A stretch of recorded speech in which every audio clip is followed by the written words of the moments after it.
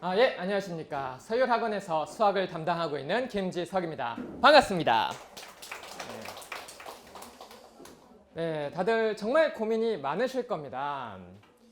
이제 고1 때는 그냥 우리 애가 알아서 잘하겠지 라는 근거 없는 믿음이 있었는데 이제 그 믿음이 얼마나 근거가 없었는지는 우리 학생들이 몸소 보여줬습니다. 자, 그래서 어떻게 이제 학생들이 공부를 해야 2학년 돼서 정말 좋은 성적을 거둘 수 있는지에 대해서 또 말씀을 드리려고 해요. 자, 그 전에 좀 제 소개 간단하게 해드리자면요. 저는 서울대학교 수학교육과를 졸업을 했고요. 학벌이 좀 됩니다. 그리고 좀 이제 현재 EBS에서 인터넷 강의를 하고 있고 스카이웨드에서 수능 인터넷 강의를 진행을 해온 바가 있고요.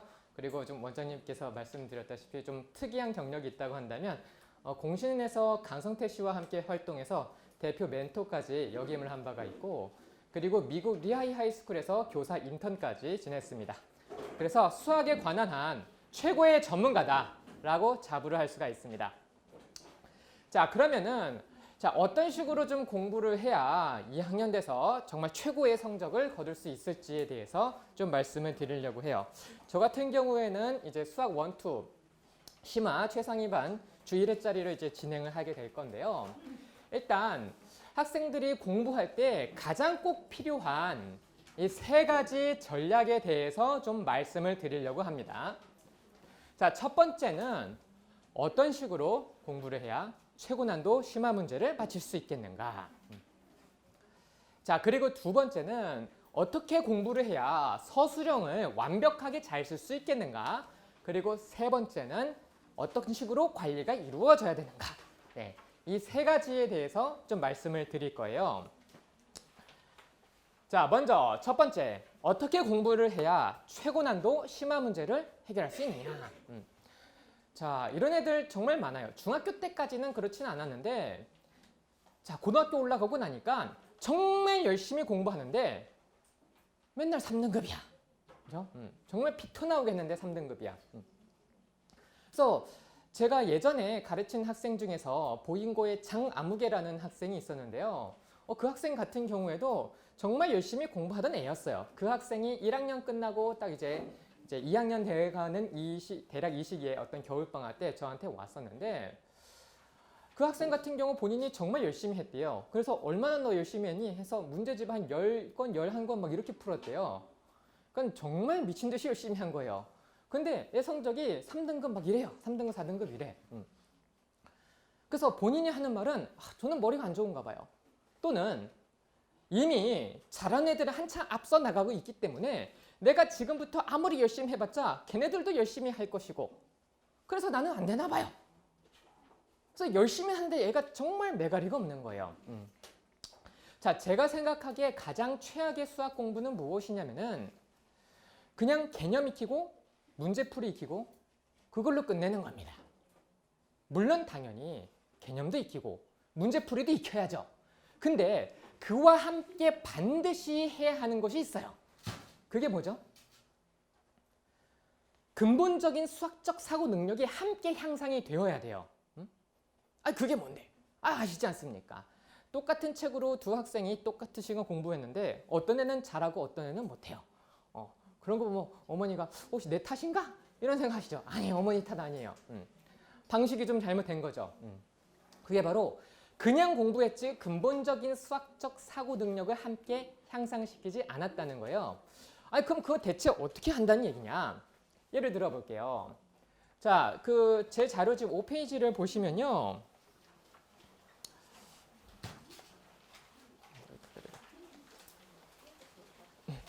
자, 제 자료집 5페이지를 보시면 중간에 뭔가 응용 문제가 있습니다.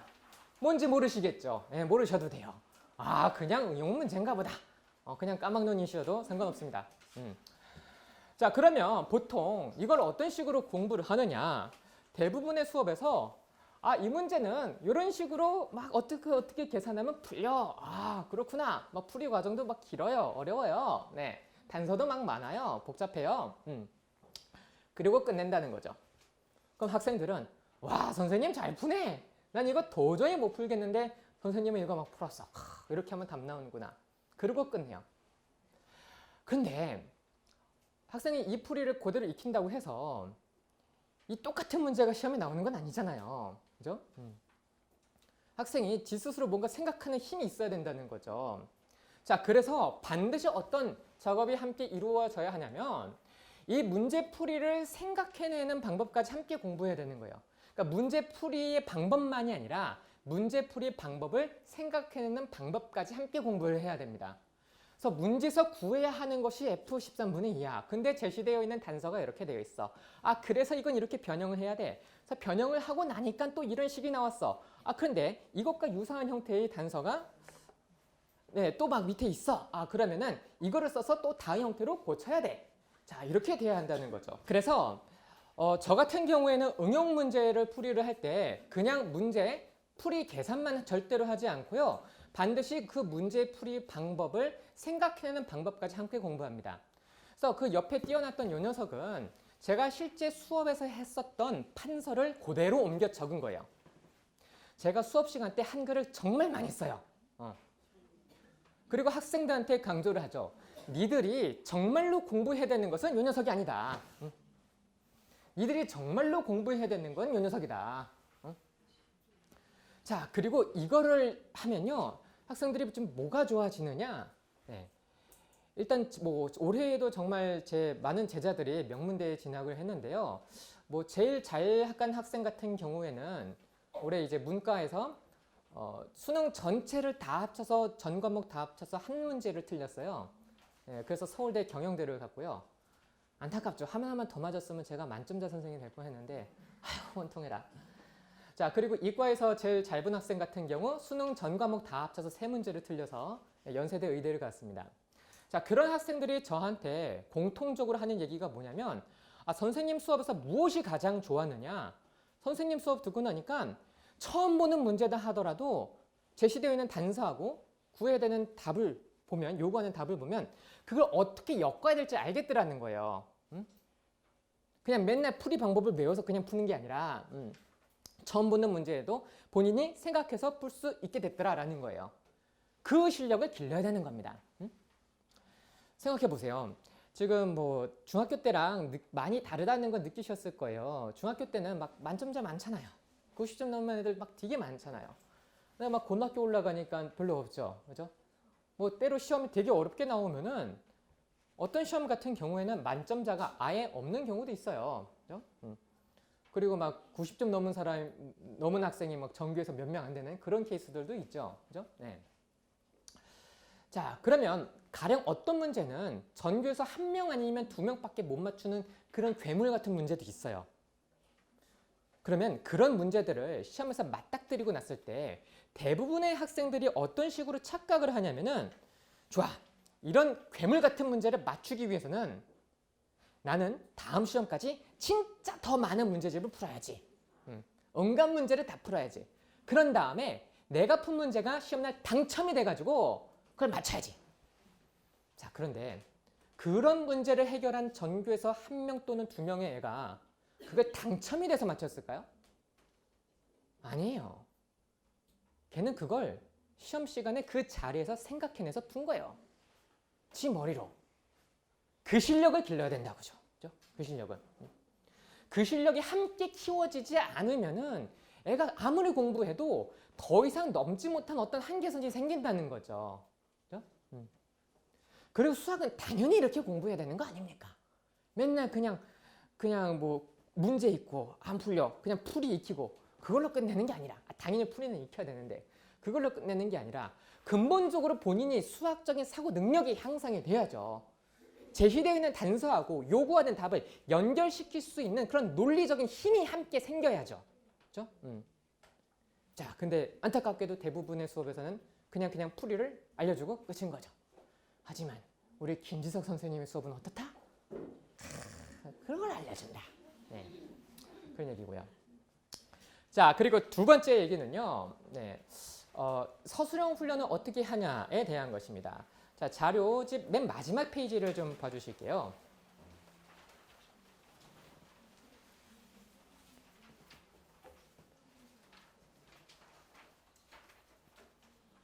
네. 일단 서술형 어떻게 대비를 해야 되는가? 서술형은 언제부터 대비를 해야 되죠? 내신 일주일 전에? 2주일 전에? 아니! 3주일 전에? 아니! 언제부터? 지금부터. 서술형은 지금부터 대비를 해야 됩니다.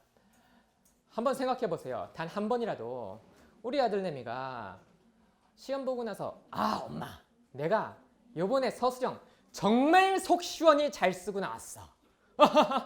속이 시원해. 이런 적 있어요? 없어요.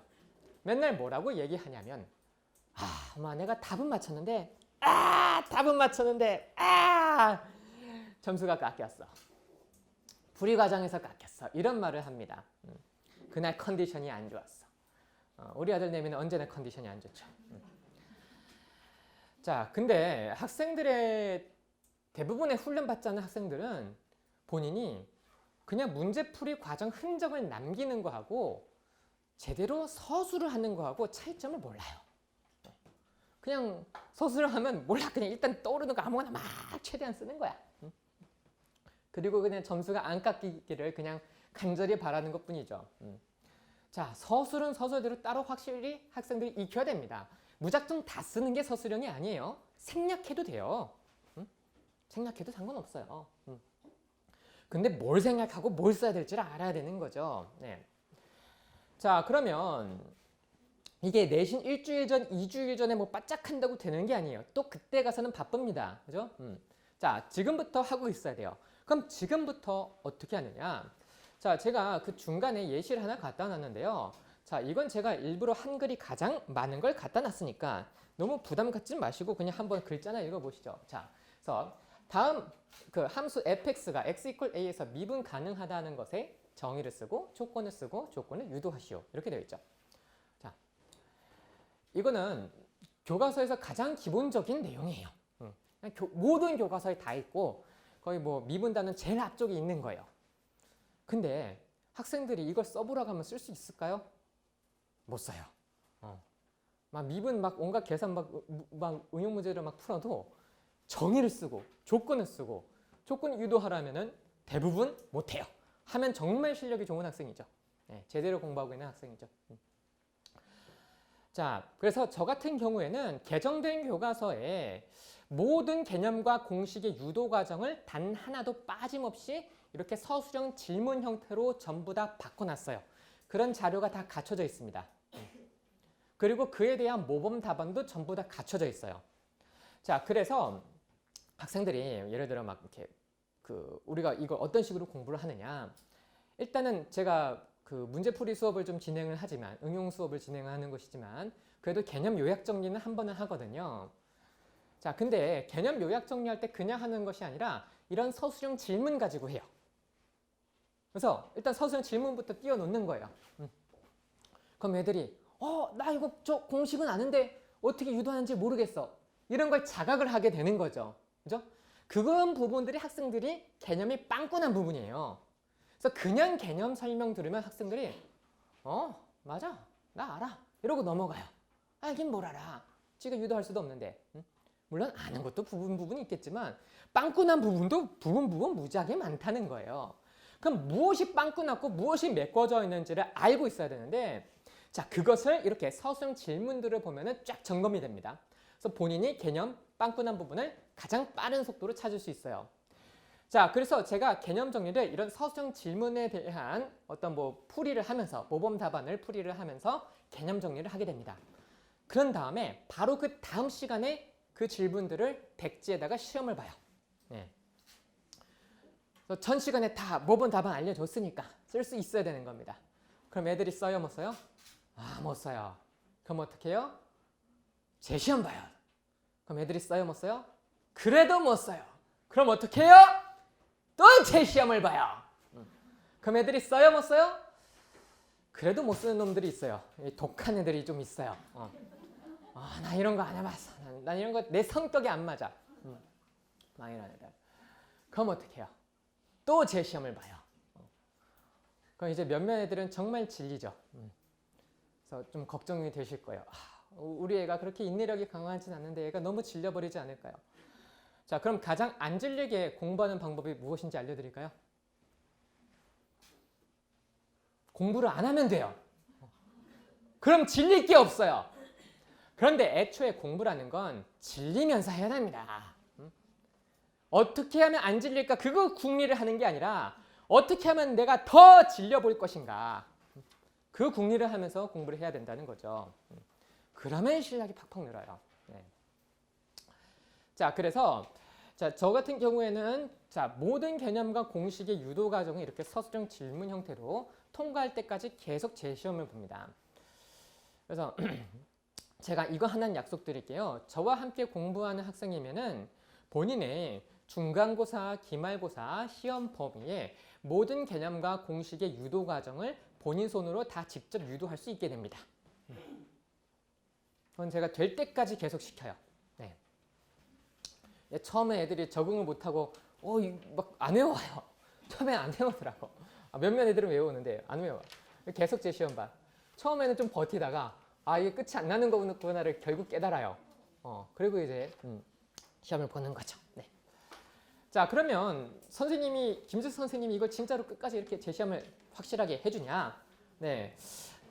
제 자료집 3페이지를 좀 보실게요. 그래서 오른쪽 부분 보면은 문자 발송 예시가 있어요.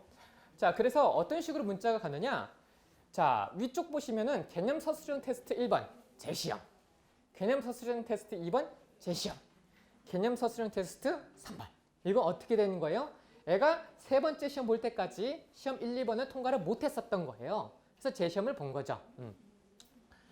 자, 그래서 이렇게 재시험을 본 끝에 맨 마지막 부분 보시면은 자, 시험 1 재시험에서 답안은 완벽히 작성해서 통과했습니다. 시험 2에서도 재시험에서 답안은 완벽히 작성해 통과했습니다. 시험 3에서 통과하지 못해 또 재시험을 볼 예정입니다. 확실히 알 때까지 철저히 지도하겠습니다. 네. 그래서 이렇게 누적적으로 재시험 봐요. 이건 실제로 문자가 발송됐었던 예시예요. 그래서 매 시간 문자가 이 정도 양으로 가요. 뻥인 것 같죠? 자료집이니까 이렇게 한 것 같죠? 네, 받아보시면 합니다. 매 시간 문자가 이 정도 분량으로 갑니다. 네. 자, 그리고 숙제나 시험에 대해서는 어떻게 관리가 되는지 좀 말씀을 드릴게요. 자, 숙제 같은 경우 또 최악의 숙제가 학생들이 풀고 내고 끝이야.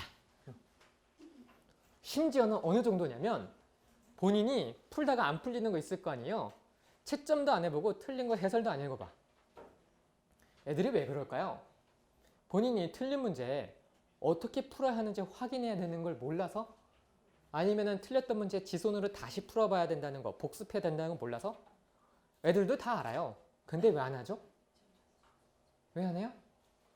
지도 인생이 바쁜 거예요. 그죠? 지도 해야 되는데, 나 이거 해야 되는데 어쩌지? 막 이렇게 생각이 막 가득해요. 근데 지도 인생이 바빠요.